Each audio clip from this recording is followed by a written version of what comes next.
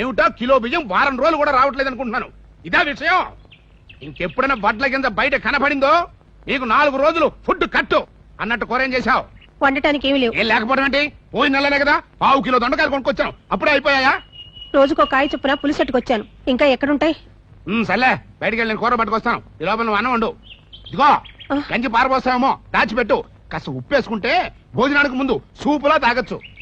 బెండకాయలు, దొండకాయలు, బంగాళదుంపలు, గోరు చిక్కుడుకాయలు. ఇదిగో బాబు ఆగాగు.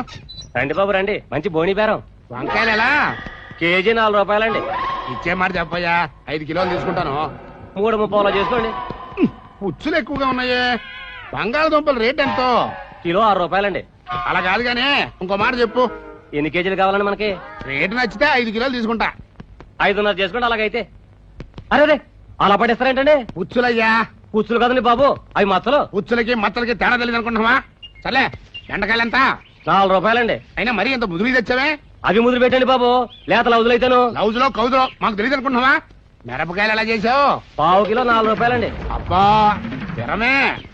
అది సరిగానే బంగాళదుంపలు ఇచ్చే మాట ఒక మాట చెప్పు. చెప్పాను కదండి, 5.5 చేసుకోండి. ₹1 ఇస్తా. దుంపకాయ కాదు, 4 కిలోలకి.